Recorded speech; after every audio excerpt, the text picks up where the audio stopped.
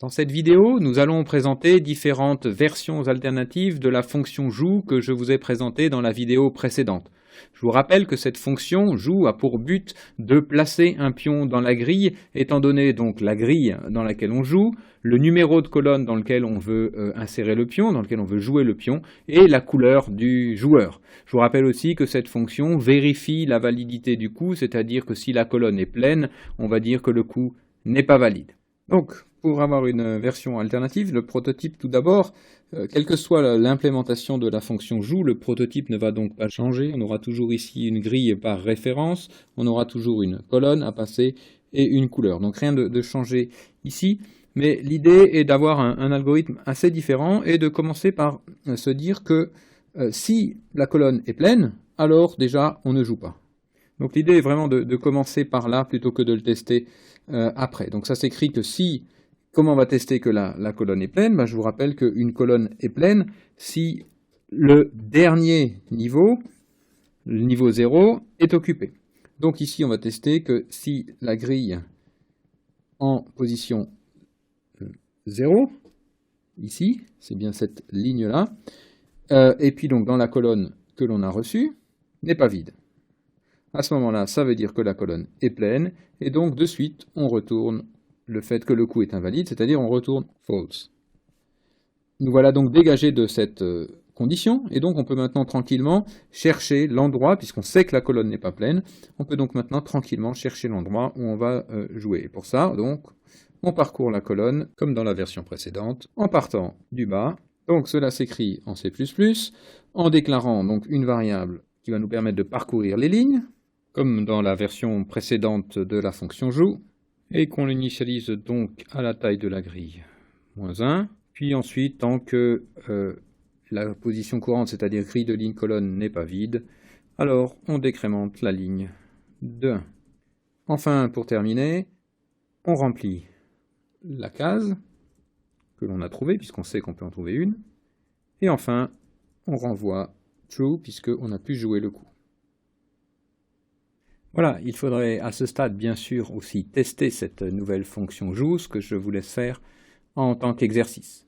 Je vous laisse aussi apprécier la différence entre les deux codes, indépendamment d'ailleurs du nombre de lignes de commentaires. Voyons maintenant une troisième version de cette fonction joue qui repart justement de la première version que nous avons présentée donc dans la vidéo précédente et qu'on va essayer d'améliorer. Donc je vous rappelle ici le code de cette première version. Et l'idée est de se concentrer sur ce qui nous a posé initialement souci et apporté donc tant de lignes, avec la pleine, donc révisé aussi ici, qui était donc justement ce point de décrémenter ici ligne quand ligne valait 0. Qu'est-ce qui se passe à ce moment-là et est-ce qu'on pourrait peut-être écrire le code de façon un petit peu différente? Donc l'idée c'est de supprimer ce booléen plein et de le remplacer par un autre test. Mais reprenons depuis le problème de départ et peut-être sur une question que nous avions laissée en suspens, qui est que donc je vous rappelle que ce qui se passait c'est que quand la ligne était nulle, on faisait quand même, puisque l'on n'avait à ce moment-là pas mis tout ce test ici, on faisait quand même un ligne moins, et donc qu'est-ce qui se passe dans ce cas-là? On risquait donc de sortir du tableau. Donc pour ça, on va revenir sur le type de ligne qui est un type sizeT, et dans le cours qui vous présentait ce type, on vous a dit qu'un sizeT c'est toujours un entier positif. Donc on a un problème ici de représentation de nombres. Et donc ce qui va se passer en pratique en mémoire, c'est qu'on va avoir un très grand nombre. Peu importe les aspects techniques, ici c'est pas ça qui nous intéresse, mais ce très grand nombre va certainement pas être un numéro de ligne de notre tableau. Et donc, ce qu'on devrait faire, ce qui devrait d'ailleurs être le réflexe de façon systématique, et qui va me donner une autre critique sur ce code qu'on a écrit ici plus tard, ce qu'on devrait faire donc, c'est de tester systématiquement que les accès à un tableau sont corrects, en tout cas de le garantir soit par une démonstration sur l'algorithme, soit par un vrai test. Et donc, quelles sont les conditions ici? C'est qu'on doit absolument avoir que ligne doit être inférieure à grille.size. Et de même, un index de tableau ne peut pas être plus grand que la taille de ce tableau. Et de même, on devrait avoir est vérifié, ce qu'on discutera un peu plus tard, que colonne doit être inférieure à grille de ligne .size.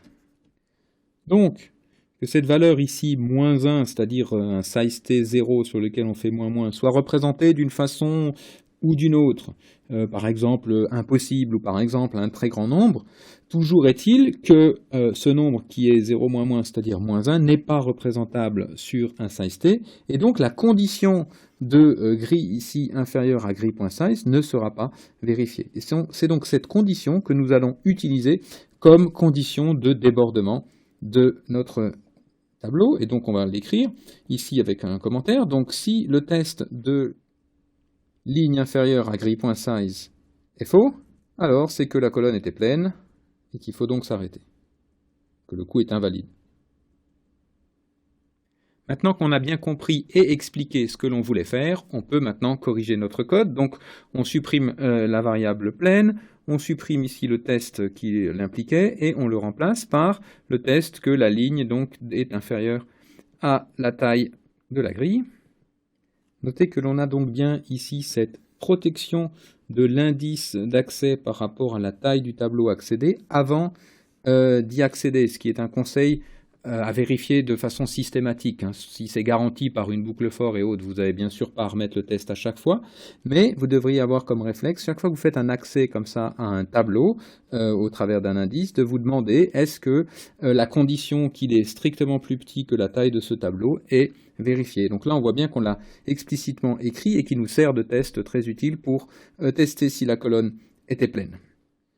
Ensuite, on peut donc continuer à supprimer tout ce qui dépend de pleine, et enfin corriger la fin de notre programme où on n'a plus besoin non plus de cette variable pleine. Donc ici, toujours le même test, si la ligne est plus petite que la taille de la grille, alors c'est qu'on peut jouer, sinon c'est qu'on n'a pas pu jouer. Et on modifie donc le code en conséquence.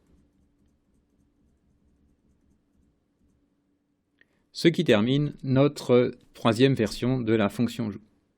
Ceci dit, si vous avez bien suivi ce que je viens de vous dire dans cette dernière fonction, il reste une erreur à toutes nos fonctions joue. Est-ce que vous voyez ce qu'il faudrait encore ajouter pour que ces trois fonctions joue soient correctes? Je vous laisse implémenter cette correction en guise d'exercice dans la variante de la fonction joue que vous avez choisi de garder pour votre puissance 4. Et donc à ce stade, vous devriez avoir une fonction joue correcte. Nous avons vu dans les vidéos qui précèdent les structures de données qui vous permettent de construire le puissance 4, des fonctions simples comme initialise et affiche, et puis sur ces deux dernières séquences vidéo, la fonction joue qui nous permet de mettre un pion dans la grille si la colonne indiquée est valide. Reste pour jouer à demander au joueur où il joue, et donc valider son coup, c'est ce qu'on vient de faire, et puis d'itérer, donc d'alterner sur les joueurs, demander un coup au joueur rouge, un coup au joueur jaune, et puis enfin de terminer le programme si l'un des deux joueurs gagne, ou bien sûr si le jeu est plein. Ce sera l'objet donc des séquences suivantes.